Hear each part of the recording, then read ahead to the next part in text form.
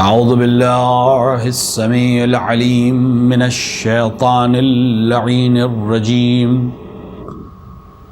بسم اللہ الرحمن الرحیم الحمد للہ الذی ہدانا لہذا وما كنا لنہتدی لولا ان ہدانا اللہ لقد جاءت رسل ربنا بالحق ثم الصلاة والسلام والتحیۃ والإکرام على سیدنا ومولانا ومولا الثقلین جد الحسن والحسین بالقاسم مصطفى محمد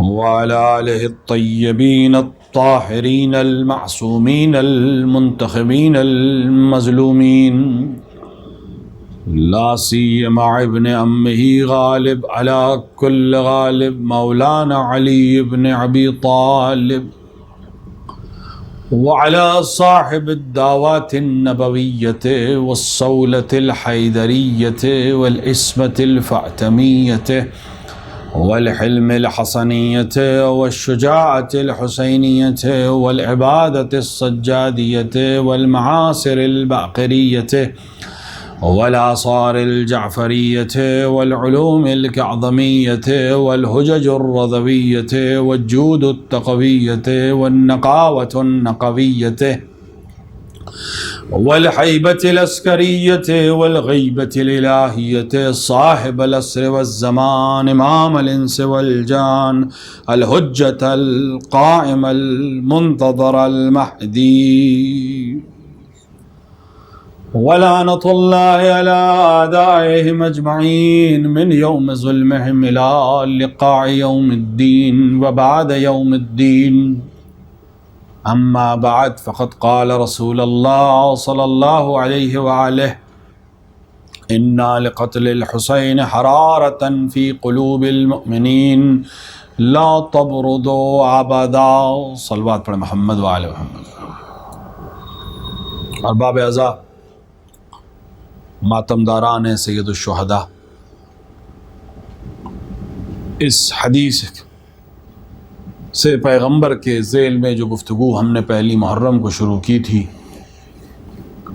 وہ آج اپنے آخری مراحل میں داخل ہو رہی ہے کہ سرکار ختمی مرتبت نے ارشاد فرمایا کہ بے شک قتل حسین سے مومنین کے قلب میں ایک ایسی حرارت پیدا ہوگی جو کبھی سرد نہ ہوگی، اور اس حدیث کے ذیل میں ہم نے معرفت امام کی ضرورت کے اوپر اور اہمیت کے اوپر کچھ باتیں آپ کے سامنے پیش کیں، اور عرض کیا گیا کہ یہ موضوع ایسا نہیں ہے کہ ایک عشرے یا دو عشرے میں ختم ہو جائے اور سمٹ سکے، بلکہ ایک عمر انسان اس پر اگر صرف کر دے تو شاید جا کر حق کا مطلب ادا ہو سکے، بلکہ ہر انسان اپنی اپنی عمر کے ہر لمحے کو معرفت امام میں اگر گزار دے تو گویا اس نے اپنے عمر کے مقصد کو حاصل کر لیا ہے،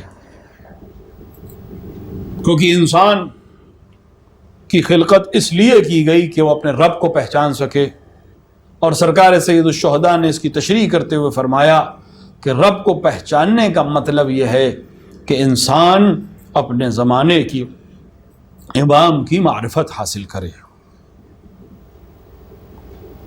معرفت الہیہ کے دو رخ تھے، ایک ذات الہیہ کی معرفت ہے کہ جو ہمارے لیے منع کر دیا گیا ہے، ہمیں اس وادی میں نہیں جانا ہے بلکہ فکر بھی نہیں کرنی ہے، کیونکہ وہ ایسی وادی ہے کہ ہمارے ذہن اس کی تاب نہیں لا سکتے، اور دوسرا معرفت صفت الہیہ ہے، افعال الہیہ ہے، اسماء الہیہ ہیں، وہ اسم جو عرض کیا گیا ہمارے اور آپ کے جو اسم ہیں، جو نام ہیں، اس کا طریقہ الگ ہے، اور خدا کے جو نام اور اسم ہیں وہ الگ ہے۔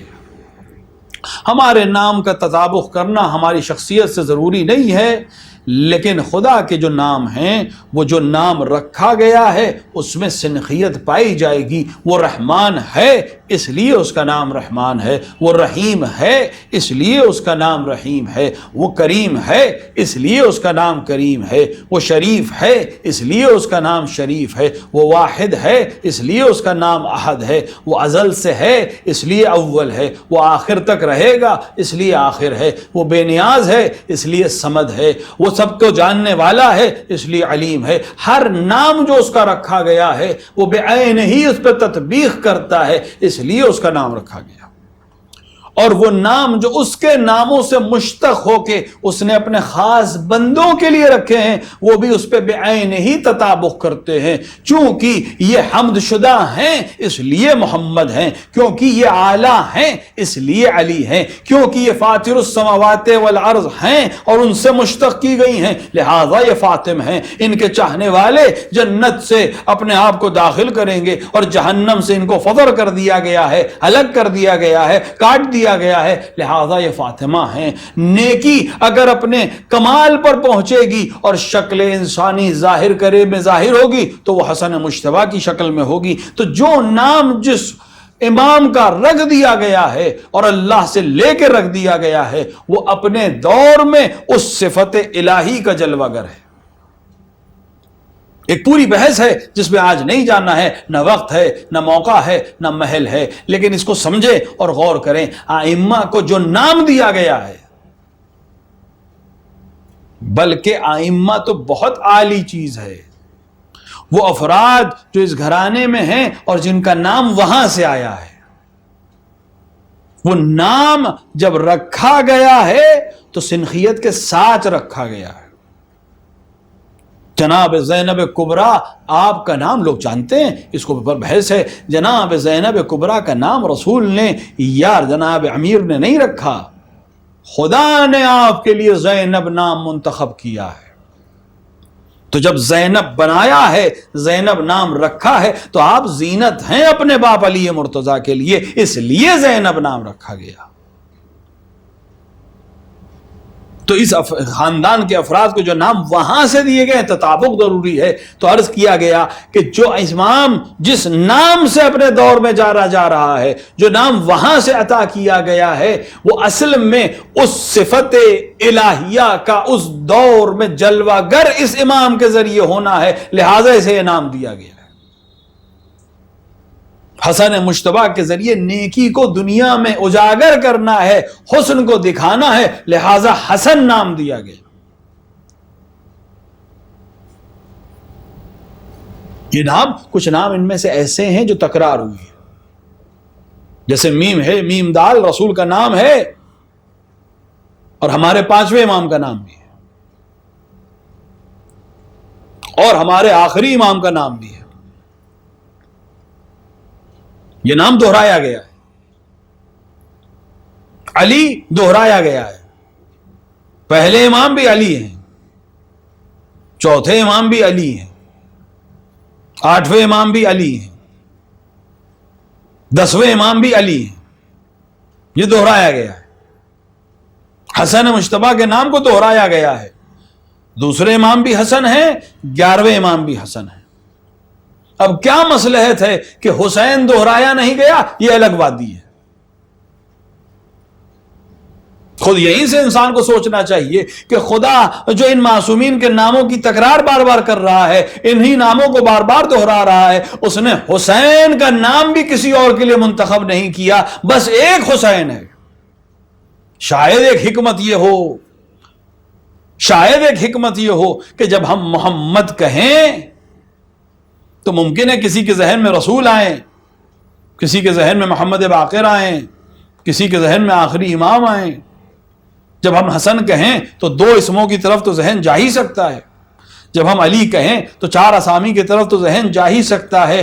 خدا یہ چاہتا تھا کہ جب کسی کے سامنے حسین کہا جائے تو ذہن کسی اور طرف جائے ہی نہیں، طائر فکر کسی طرف پرواز ہی نہ کرے، صرف ایک حسین ہے جس نے کربلا کو شاہکار کی طرح بنایا ہے۔ میں یہ چاہتا ہوں کہ اس کا اسم لوگوں کے ذہن میں اس طرح ہو جائے کہ یہاں نام حسین لے صرف ایک ذات ذہن میں آئے۔ اس لیے یہ نام رکھے گئے، یہ اصل میں صفات الہیہ کا اس دور میں جس صفت کو ظاہر کرنا ہے وہ نام رکھ دیا گیا ہے۔ اگر رضا نام دیا گیا ہے، علی نام ہے، رضا کے لقب سے راضی کیا گیا ہے، تو رضا الہی کسے کہتے ہیں، اس کا مقام کیا ہے، اس کا جمال کیا ہے، اس کا کمال کیا ہے، یہ اس ذات کے ذریعے سے روشن کیا جائے گا۔ اگر جود اور سخاوت کو روشن ہونا ہے تو اس نام کے ذریعے سے اس دور میں ظاہر کیا جائے گا۔ اگر کسی کو صادق کہا گیا ہے تو پھر صفت صدق کو اس کے ذریعے سے دنیا کے سامنے پیش کیا جائے گا۔ تو اسامی جو اللہ کے ہیں ان کی معرفت کس کے ذریعے سے حاصل ہوگی؟ انہی ذوات مقدسہ کے ذریعے سے حاصل ہوگی، جنہیں علم ہے کہ یہ نام کیسے رکھا گیا، جنہیں علم ہے کہ صفت کے معنی کیا ہیں، انہیں علم ہے کہ یہ نام اگر الہی نام ہے تو اس کے فوائد کیا ہیں، اس کے معنی کیا ہیں، اس کا مفہوم کیا ہے، یہ دنیا کے سامنے پیش کریں گے۔ تو ایک اللہ کے اسماء اور اسم اور اس کی صفتوں کے ذریعے سے اس کو پہچاننا ہے جو ہماری ذمہ داری ہے، اور ایک افعال الہیہ ہیں جس کی تفصیلی بحث کی گئی، اللہ کے فعل کہ جس کے ذریعے اس کے رزق کے ذریعے سے ہم اس کے افعال تک پہنچتے ہیں، وہ رازق اس کا نام ہے اور وہ رزق عطا کرتا ہے جو اس کا فعل ہے، وہ عمل انجام دیتا ہے اور اسی سے اس کا نام، یعنی ہر صفت میں اس کا کوئی نام پوشیدہ ہے، اس کا کوئی عمل پوشیدہ ہے۔ اور یہ افراد کہ جو اس کے منتخب کردہ ہیں، یہ اس کے نام کے جلوگر ہیں اس دنیا میں، یہ اس کی صفات کے جلوگر ہیں اس دنیا میں، ہر دور میں یہ اس کی معرفت کرائیں گے۔ ہماری اور آپ کی ذمہ داری ہے کہ اپنی عمر کو صرف کر کے ان کی معرفت حاصل کریں۔ اگر ان کی معرفت حاصل ہو گئی، خدا کی معرفت حاصل ہو جائے گی۔ اگر ان کی معرفت حاصل ہو گئی تو زندگی کا مقصد حاصل ہو جائے گا۔ اگر انسان سب کچھ حاصل کرے لیکن معرفت الہیہ اور معرفت امام کے لیے اپنی عمر صرف نہ کر سکے تو اپنی زندگی عبث جی رہا ہے، کیونکہ جو ہدف زندگی تھا اسی کی طرف اس نے غور نہیں کیا۔ اور جس نے ان کی معرفت کو حاصل کر لیا اس نے سب کچھ حاصل کر لیا۔ لہذا ہماری ذمہ داری ہے کہ امام کی معرفت حاصل کریں اور اس پر گفتگو کریں، اس پر گفت و شنید کریں، اس کے بارے میں جانیں، اس پر علماء کے ساتھ گفتگو کریں، پڑھیں، مطالعہ کریں۔ یہ ایسی چیز نہیں ہے کہ ایک تقریر میں بات ختم ہو جائے گی، ایک مجلس میں بات ختم ہو جائے گی، ایک عشرے میں بات ختم ہو جائے گی، نہیں، اپنی عمر اسی پہ صرف کرنا ہے تاکہ معرفت حاصل ہو اور زندگی با ہدف اور با معنی ہو جائے۔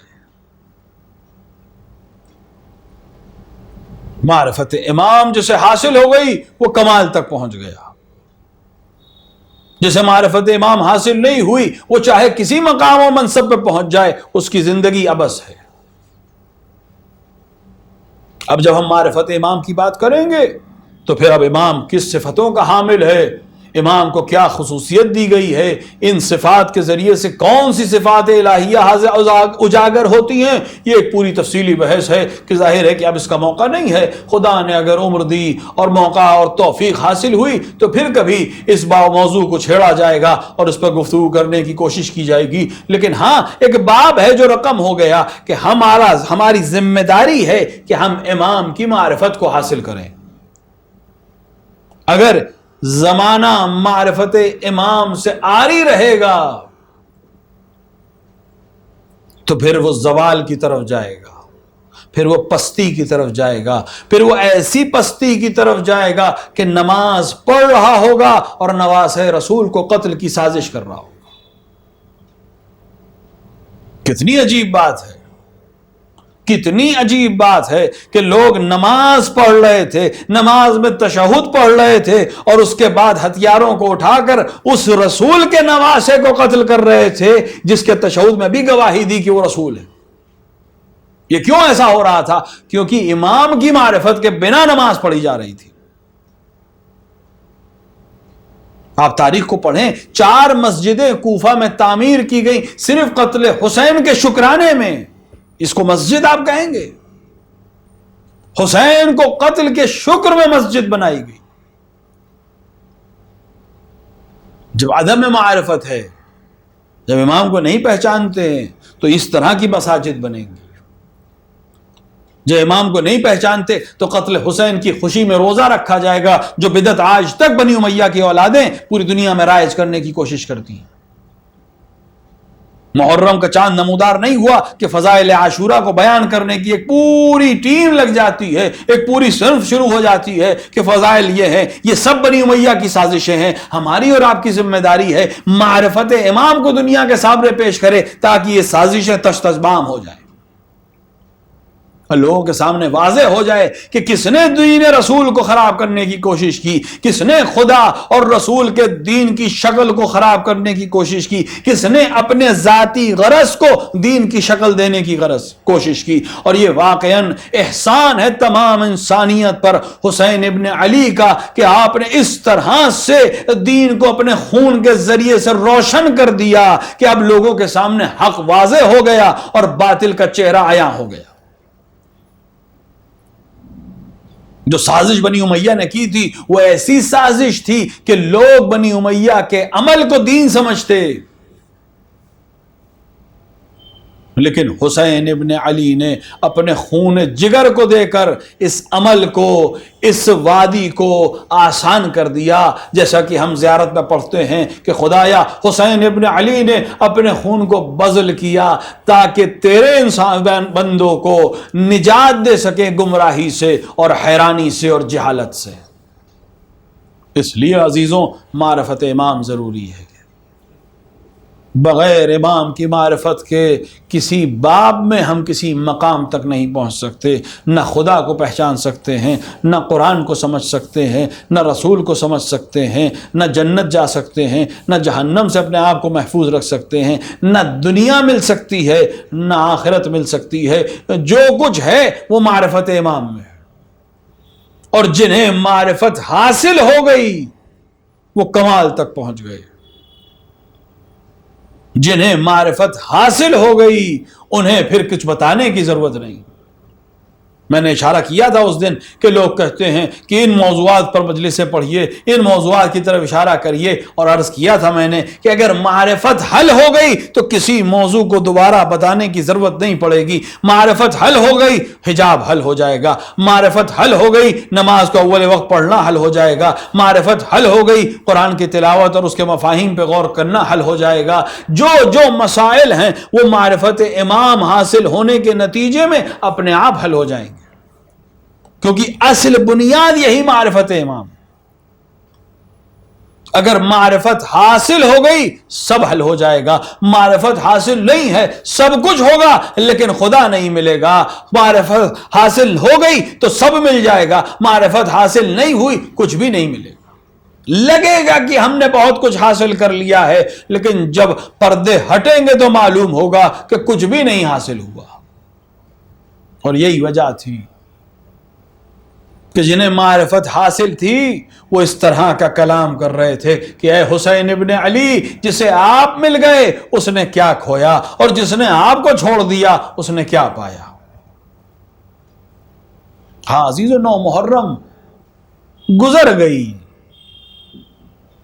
وہ حسین جو ہمارے گھر پہلی محرم کو مہمان بن کر آیا تھا اس کے رخصت کے دن آ گئے. ہر گھر میں بر صغیر میں طریقہ یہی ہے کہ ہر گھر میں ایک امام باڑہ سجایا جاتا ہے، تعزیہ رکھا جاتا ہے، زری سجائی جاتی ہے، اور اپنے آپ کو ہم فقر و مباحات کے ساتھ خوش رہتے ہیں کہ ہمارا آقا سردار جوانان جنت ہمارے گھر میں مہمان بن کر آیا ہے. ہاں عزیزو، آخری شب ہے، جو مہمانداری کرنی ہے کر لیجئے. کل صبح یہ تعزیے رخصت ہو جائیں گے، گویا حسین ہمارے گھر سے رخصت ہو جائیں گے. اس میں تو کوئی شک نہیں، یاد حسین ہر آن ہمارے دلوں میں ہے، یاد حسین ہمیشہ ہمارے دلوں میں باقی رہے گی، لیکن ہاں وہ کیفیت جو ہے وہ تمام ہو جائے گی.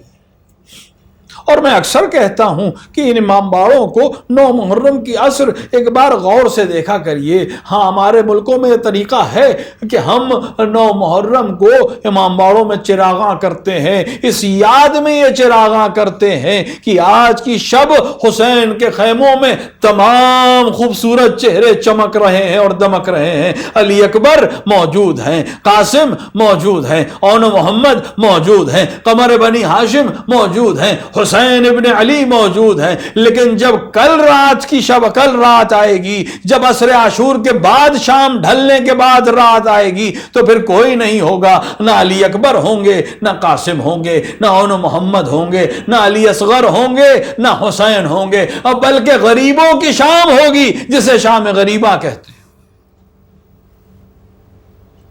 معرفت امام جنہیں حاصل تھی، آج کی رات ان کے نام ہے، جنہوں نے تاریخ میں معرفت امام کی عظمتوں کو اجاگر کیا۔ کیا کیا جملے ہیں، زہیر ابن قین کی بات کروں یا ابو الفضل عباس کی بات کروں، حبیب ابن مظاہر کے بیان کروں یا بریر حمدانی کی بات بیان کروں، ہر مجاہد معرفت امام میں سرشار ہے، اپنے جملے کے ذریعے سے اپنے امام کی عظمتوں کو دنیا کے سامنے اجاگر کر رہا ہے۔ ایک ایک مجاہد اپنے امام کے لیے اپنے آپ کو فدا کرنے کو تیار ہے۔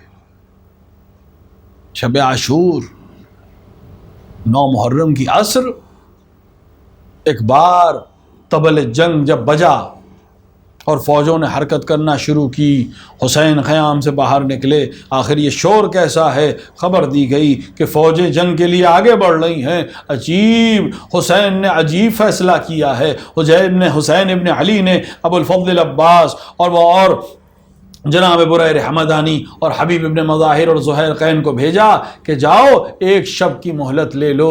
حسین یہ مہلت کیوں مانگ رہے ہیں؟ حسین موت سے نہیں گھبراتے، حسین جنگ سے نہیں گھبراتے، لیکن حسین یہ مہلت مانگ رہے ہیں۔ خود فرمایا مجھے نماز پسند ہے، مجھے عبادت پسند ہے، آج کی شب میں عبادت میں گزارنا چاہتا ہوں۔ اور شاید ایک حکمت یہ بھی ہو کہ ابھی بہت سے لوگ ہیں جو ہمارے پاس نہیں پہنچے ہیں اور ابھی بہت کا انتظار ہے۔ ہاں، رات کی تاریکی میں بہت سے لوگوں نے اپنے فیصلوں کو اور اپنے مقدر کو بدل دیا۔ تاریخ میں نام موجود ہیں جو اس لشکر سے اس لشکر کی طرف آ گئے اور ہمیشہ ہمیشہ کے لیے تاریخ میں محفوظ ہو گئے۔ حسین ابن علی ایک رات کی مہلت لے چکے۔ حسین ابن علی محضر نامہ شہادت کی تلاوت کر رہے ہیں، ایک ایک مجاہد کا نام لے رہے ہیں، ہر ایک کو بشارت دے رہے ہیں، یہاں تک کہ تمام کو یقین ہو گیا کہ کل ہم سب کی شہادت ہونی ہے۔ ہر ایک اپنے اپنے اعمال میں مشغول ہو گیا، کوئی تلوار کو صیقل کر رہا ہے، کوئی ہتھیاروں کو سجا رہا ہے، کوئی اپنی ماں سے گفتگو کر رہا ہے، کوئی کسی سے گفتگو کر رہا ہے، کوئی خدا سے راز و نیاز کر رہا ہے، کوئی تلاوت کر رہا ہے، کوئی نماز پڑھ رہا ہے۔ اسی اثنا میں نافع ابن حلال نے ایک منظر دیکھا کہ حسین مقتل کی طرف جا رہے ہیں۔ کہا حسین، اب کچھ کہا نہیں، لیکن حسین کے پیچھے ہو لیے کہ کہیں ایسا نہ ہو، کہیں ایسا نہ ہو کہ کوئی دشمن حسین پر حملہ کر دے۔ نافع آگے بڑھے، حسین کے پیچھے پیچھے چلنے لگے، ایک مقام پر دیکھا حسین زمین پر بیٹھ گئے، زمین کو کچھ صاف کیا، پھر آگے بڑھ گئے، پھر ایک جگہ پہ بیٹھے، زمین کو صاف کیا، کچھ دیر گفتگو، کچھ دیر بیٹھے رہے، پھر آگے بڑھ گئے۔ یکا یک حسین نے پلٹ کر پوچھا کون ہے جو میرے پیچھے آ رہا ہے؟ جواب دیا آقا میں نے دیکھا کہ آپ مقتل میں اکیلے جا رہے ہیں، لہذا میں آپ کے ساتھ ہو لیا کہ کوئی دشمن حملہ نہ کر دے۔ کہا آپ آ ہی گئے ہو تو آؤ۔ کہا آقا آپ یہ کیا کر رہے ہیں؟ کہا وہ مقامات جہاں میرے انصار، جہاں میرے اعزاء، جہاں میرے بیٹے زمین پر گریں گے ان مقامات کو صاف کر رہا ہوں۔ یہ جگہ جو دیکھ رہے ہو یہاں میرا بچپن کا دوست حبیب گرے گا، یہ وہ مقام ہے جہاں زہیر ابن قین زمین پر تڑپیں گے، یہ وہ مقام ہے جہاں میرے جگر کا ٹکڑا علی اکبر اب ایڑیاں رگڑے گا۔ حسین بیان کرتے جا رہے تھے، نافع سنتے جا رہے تھے، یہاں تک کہ ایک دفعہ متوجہ ہوئے کہ نافع غور نہیں کر رہے ہیں، نافع میری طرح متوجہ نہیں ہے۔ آواز دی نافع آواز دی، حسین کی طرف ایک بار متوجہ ہوئے، آقا معاف کیجئے گا میں آپ کی آواز کی طرف متوجہ نہیں ہوا، مجھے اس نشیب سے کسی کی آواز آ رہی ہے، آقا اس نشیب سے کسی ضعیفہ کے رونے کی آواز آ رہی ہے۔ کہا ہے نافع اپنی سماعت کو کم کر لو، اپنی نگاہوں کو نیچے کر لو، وہ کوئی اور جگہ نہیں، وہ میری شہادت کا مقام ہے جسے میری ماں آراستہ کر رہی ہے۔ اجرکم اللہ۔ ہاں شب عاشور اس طرح سے تمام کی گئی اور اس کے بعد صبح عاشور نمودار ہوئی، اذان علی اکبر سے صبح عاشور کا آغاز ہوا، اور وہ وقت بھی آیا جب حسین کے انصار اپنی قربانی دے چکے، حسین کے اعزاء اپنی قربانی دے چکے، اور اب حسین کربلا کے میدان میں بالکل اکیلے کھڑے۔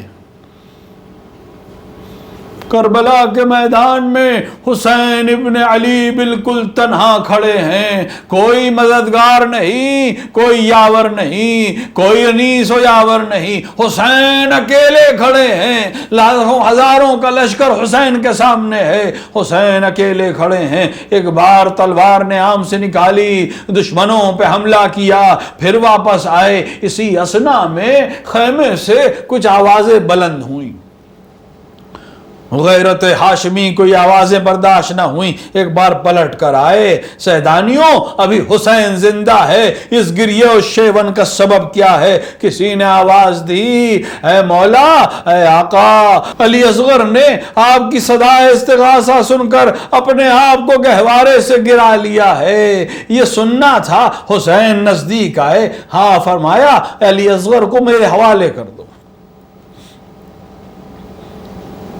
ہاں حسین نے کہہ تو دیا، ماں نے کس طرح سے بچے کو خود سے الگ کیا یہ ماں کا دل جانتا ہے یا خدائے حسین جانتا ہے۔ علی اصغر کو حسین کے ہاتھوں میں دے دیا، حسین نے علی اصغر کو ہاتھوں میں لیا، میدان کی طرف روانہ ہوئے۔ یہ وہ مقام ہے عزیزوں جہاں حسین نے ہمیں اور آپ کو یاد کیا۔ پوری کربلا کی داستان میں کہیں ہمیں اور آپ کو یاد نہیں کیا، نہ حبیب کے جنازے پر یاد کیا، نہ حر کے جنازے پہ یاد کیا، نہ بریر کے جنازے پہ یاد کیا، نہ علی اکبر کے جنازے پہ یاد کیا، اور نہ اپنے جوان سالہ بھائی کے لاشے کو اٹھاتے وقت ہمیں یاد کیا۔ ایک مقام ہے جہاں ہمیں اور آپ کو یاد کیا۔ اے میرے شیعوں، کاش تم ہوتے اور دیکھتے میں کیسے اپنے بچے کے لیے پانی طلب کر رہا تھا۔ اجرکم اللہ۔ ہاں حسین پانی طلب کر رہے ہیں، شاید حسین حجت تمام کرنا چاہتے ہیں کہ اس قوم میں نہ کوئی رسول کا چاہنے والا ہے، نہ کوئی رسول کا ماننے والا ہے، نہ کوئی خدا کی پرستش کرنے والا ہے، بلکہ اس قوم میں کوئی انسان بھی نہیں ہے، کیونکہ اگر انسان ہوتے تو اس ششماہے کے لب کو دیکھ کر ایک بار پانی اس کے حوالے کر دیتے۔ ہاں حسین علی اصغر کو لے کر میدان میں جب آئے، راوی کہتا ہے کہ جب حسین کو ہم نے آتے ہوئے دیکھا تو ہمیں لگا حسین قرآن لے کر آ رہے ہیں، حسین شاید اب ہمارے درمیان قرآن لے کر آ رہے ہیں۔ سوچیں علی اصغر واقعاً سچ ہے، قرآن ناطق کا بیٹا ہے، قرآن کے پارے سے کم نہیں ہے، قرآن کی عصمت سے کم نہیں ہے۔ ہاں حسین علی اصغر کو لے کر آئے، ایک بار بلند کیا، اے قوم جفاکار، اگر تمہاری نظر نظر میں نے کوئی خطا کی ہے تو اس بچے کی تو کوئی خطا نہیں ہے۔ پھر عجیب جملہ کہا، اگر میرے آقا نے نہ کہا ہوتا تو ہماری غیرت گوارا نہ کرتی کہ اس جملے کو دہرا سکیں۔ اس کی ماں کا دودھ خشک ہو گیا ہے، اگر تمہارے لیے ممکن ہے تو اس کو ایک جرعہ آب پلا دو۔ اس کے بعد قوم میں کوئی جواب نہ دیا۔ عجیب منظر ہے، عجیب منظر ہے۔ ایک بار حسین نے کہا، اے علی اصغر، تم بھی تو حجت خدا کے بیٹے ہو، اپنی حجت کو تمام کر دو۔ یہ کہنا تھا۔ ایک بار علی اصغر نے سوکھے ہوئے ہونٹوں کو کھولا، دہن مبارک سے اپنی سوکھی ہوئی زبان کو باہر نکالا اور ایک بار زبان کو سوکھے ہونٹوں پر پھیرنا شروع کیا۔ فوجوں میں تلاطم آ گیا، لوگوں نے بغاوت شروع کی۔ کوئی کہتا تھا پانی دے دیا جائے، کوئی کہتا تھا پانی نہ دیا جائے۔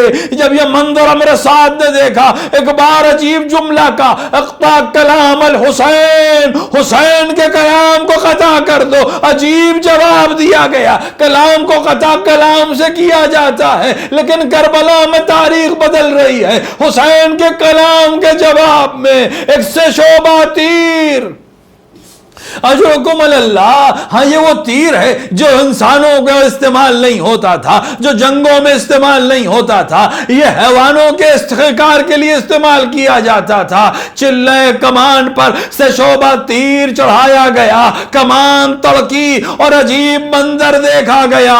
بچہ باپ کی آغوش میں منقلب ہو گیا۔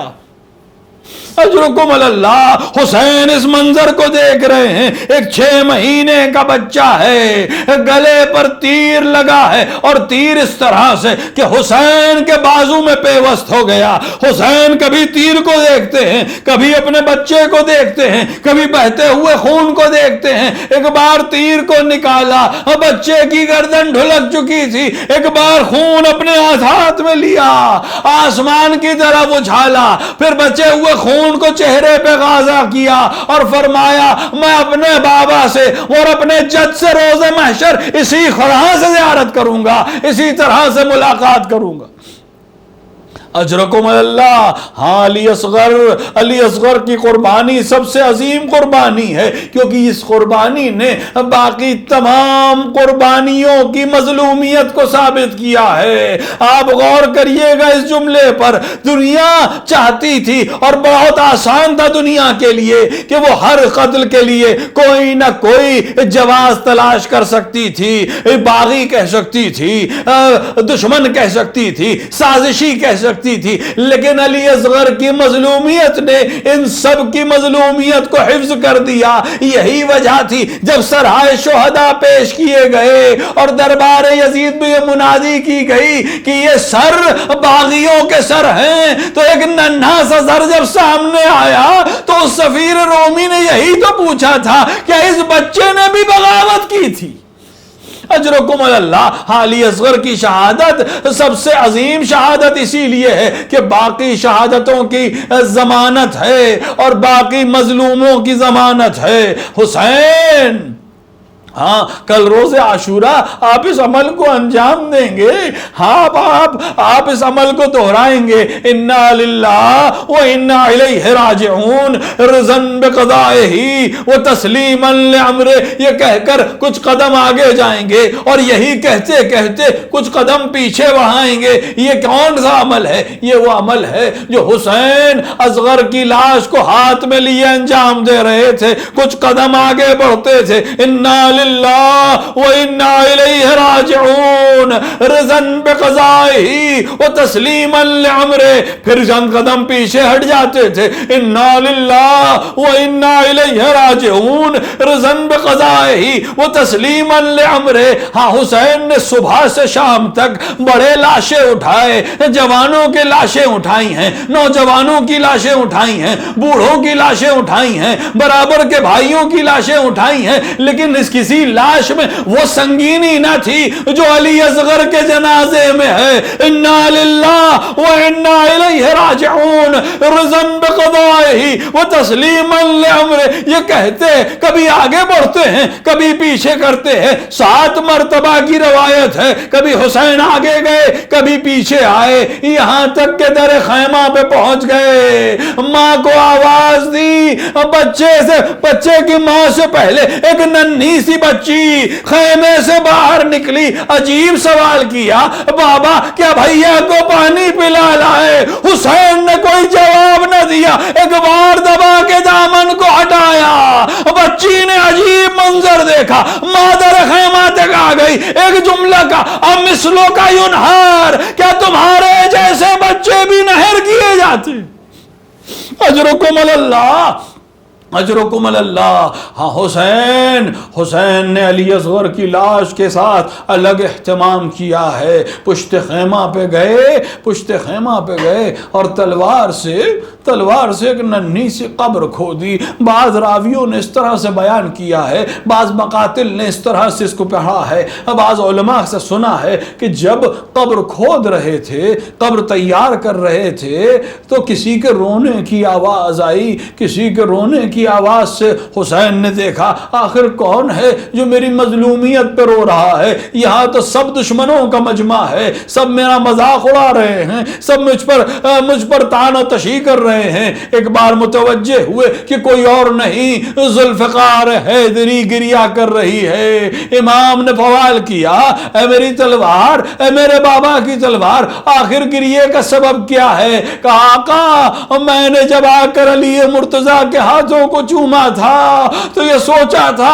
کہ میں دشمنوں کو، میں کفار کو فنار کرنے کے لیے آئی ہوں، مجھے نہیں معلوم تھا کہ علی اصغر کی قبر بھی میرے ذریعے سے تیار کی جائے گی۔ ہاں حسین نے اصغر کو دفن کر دیا۔ اب ارباب مقاتل نے اس کی بہت سی وجوہات لکھی ہیں، ہمیں اس میں نہیں جانا۔ حسین اصغر کو دفنا چکے اور اس کے بعد میدہ ایک بار پھر سے خیام کے نزدیک آئے، اپنی ماں کی کنیز فضہ کو نزدیک بلایا، کان میں کچھ کہا، فضہ چلی گئیں اور اس کے بعد شہزادی نے دیکھا کہ فضہ مجھ سے کچھ چھپا کر باہر لے جا رہی ہے۔ ہاں شہزادی متوجہ ہوئی آخر کیا چیز ہے جو مجھ سے چھپا کر لے جا رہی ہو؟ فضہ سے رہا نہ گیا، راز کو عیاں کر دیا۔ ہاں کیوں نہیں کہتی کہ پیرہن کہنا لے کر جا رہی ہو؟ یہ پرانا پیرہن جو میری ماں نے مجھے وصیت کی تھی کہ جس دن حسین اس پیرہن کو پہنے سمجھ لینا کہ حسین شہادت کے لیے جا رہے ہیں۔ حافظہ نے وہ لباس کہنا لا کر حسین کو دیا، حسین نے اس کو اور ضرب لگا کر، کچھ تلواروں سے نشان لگا کر اس کو اور پارا کیا اور اپنے جسم اطہر کے اوپر اس کو پہن لیا۔ اس کے بعد کمر پہ تلوار حمایل کی، زرا کو پہنا، اپنے آپ کو آمادہ کیا، گھوڑے پر سوار ہونا چاہتے ہیں۔ ایک جملہ کہا، اے شہزادی خدا حافظ، اے فاطمہ خدا حافظ، اے ماں کی کنیز فضہ، اماں فضہ خدا حافظ، یا زینب و یا ام کلثوم، یا سقیہ و یا سکینہ، علیکن من السلام، تم سب پر حسین کا سلام آخر ہو۔ یہ کہہ کر حسین نے رخصت کیا۔ حسین چاہتے تھے رخصت ہو، لیکن بعض ارباب مقاتل لکھتے ہیں کہ اس رخصت سے پہلے ایک بار حسین علی ابن الحسین امام زین العابدین کے خیمے میں تشریف لائے اور اس کے بعد بیٹے کو غش سے افاقہ ہوا، باپ کو سامنے دیکھا، اے سید سجاد باپ جا رہا ہے، خدا حافظ۔ یہ سننا تھا۔ ایک بار بیمار نے آنکھوں کو کھولا، ایک بار پوچھا بابا آپ اکیلے کیسے آئے ہیں؟ آپ کے ساتھ نہ چچا عباس موجود ہیں، آپ کے ساتھ نہ علی اکبر موجود ہیں، کوئی جوان نہیں دکھتا بابا۔ عجیب جواب دیا حسین نے۔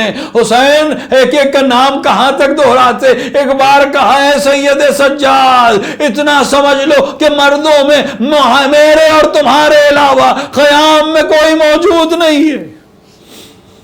ایک بار یہ جملہ سننا تھا، ایک بار سید سجاد نے کہا بابا اے بابا اگر یہ رحمت نہ ہو تو یہ عصا مجھے پکڑا دیں اور میری تلوار مجھے دے دیں۔ کہا کیا کرنا چاہتے ہو بیٹا؟ کہا عصا سے سہارا لوں گا، تلوار سے آپ کی نصرت کروں گا۔ امام نے فرمایا جہاد تم پر ساقط ہے بیٹا، تمہارا جہاد کچھ اور ہے، تمہاری نصرت کچھ اور ہے، تم آرام کرو۔ رموز امامت حوالے کیے گئے اور امام رخصت ہو کے باہر آئے۔ اب گھوڑے پر سوار ہوئے، گھوڑے پر سوار ہوئے۔ اب تک طریقہ یہ تھا کہ جب حسین سوار ہوتے تھے کبھی علی اکبر سوار کرتے تھے، کبھی عباس سوار کرتے تھے، کبھی کوئی جوان سوار کرتا تھا۔ اب حسین اکیلے کھڑے تھے، نہ ادھر کوئی ہے نہ ادھر کوئی ہے، یمیناً و شمالا کی طرف نظر کی، کوئی نظر نہ آیا۔ حسین اکیلے کچھ سوچ رہے تھے، یکایک خیمے سے زینب باہر نکلی، اسب و سنبھالا، اے حسین عباس نہیں ہے، علی اکبر نہیں ہے، آج زینب تمہیں سوار کرے گی۔ اجرکم اللہ۔ حسین سوار ہو گئے، اب چاہتے ہیں کہ رخصت ہوں اور میدان کی طرف جائیں، اور گھوڑے نے چلنے سے انکار کیا۔ حسین نے ایک بار گھوڑے کو مخاطب کیا، اے میرے اسب با وفا، ہاں تو بھی تھک گیا ہے، صبح سے تو میرے ساتھ میدان میں بار بار جا رہا ہے، یہ آخری زحمت ہے، اس کے بعد تمہارے لیے کوئی زحمت نہیں۔ سواری نے سر کو جھکایا۔ حسین نے عجیب منظر دیکھا، ایک 4 برس کی بچی سمے اسپا سے لپٹی ہے۔ اے میرے بابا کے رہوار، میرے بابا کو میدان میں لا لے جا، جو جاتا ہے واپس نہیں آتا ہے۔ حسین نے اس منظر کو دیکھا، ایک بار گھوڑے سے نیچے آئے، ایک بار گھوڑے سے نیچے آئے، سکینہ کو پھر سے ایک بار سینے سے لگایا، اے بیٹی تم تو حسین کو رخصت کر چکی تھی، تم تو بابا کو رخصت کر چکی تھی، آخر دوبارہ آنے کی کیا زحمت ہے؟ کہا بابا میں آپ سے یہ پوچھنا چاہتی ہوں، جو گیا ہے واپس نہیں آیا ہے، میدان میں جو گیا واپس نہیں آیا، اے بابا میں آپ کے بنا کیسے رہوں گی؟ بابا آپ کے بنا میں کیسے آرام کروں گی؟ اے بابا میں آپ کے سینے پہ سونے کی عادی ہوں۔ حسین نے دلاسا دیا، حسین نے دلاسا دیا اور کہا اے بیٹی آج سے تصویر بدل رہی ہے، آج سے طریقہ و دستور بدل رہا ہے۔ دیکھو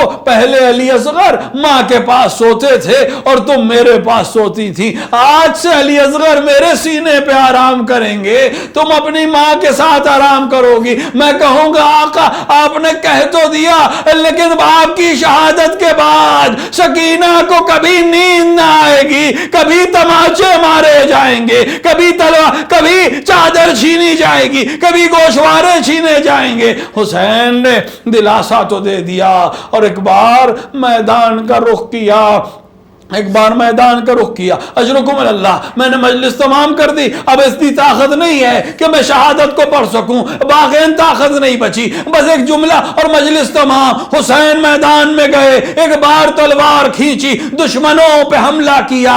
ارباب مقاتل لکھتے ہیں ایسا حملہ کہ لوگوں کو جعفر اور علی کی جنگ یاد آ گئی، ایسا حملہ کہ لوگوں کو علی مرتضیٰ کے حملے یاد آ گئے، اور کبھی کہتے تھے تم نے میرے علی اکبر کو قتل کر دیا، تم نے میرے عباس کو قتل کر دیا، پھر دریا کا رخ کیا۔ عباس حسین کی جنگ دیکھنے کا شوق تھا، آؤ دیکھو حسین کیسے جنگ کر رہا ہے۔ کبھی علی اکبر کو آواز دیتے تھے اے بیٹا علی اکبر، بابا کی جنگ دیکھنے کا بڑا شوق تھا، دیکھو میں جنگ کر رہا ہوں۔ ہاں علی اکبر کو یاد کیا، جنگ کرتے کرتے وہ مقام بھی آیا کہ کسی نے ایک سینے پر چبویا، حسین سے سنبھلا نہ گیا، ایک بار زمین کی طرف جھکے، کسی نے گرز آہنی مارا، کسی نے ایک سے شعبہ تیر لگایا، حسین تیورا کر زمین پر گرے۔ یہ حسین کا گرنا تھا، زمین کربلا کو زلزلہ آیا، فرات کا پانی نے زونچلا، کسی نے آواز دی الا ذبح الحسین بکرب و بلا، الا قتل الحسین بکرب۔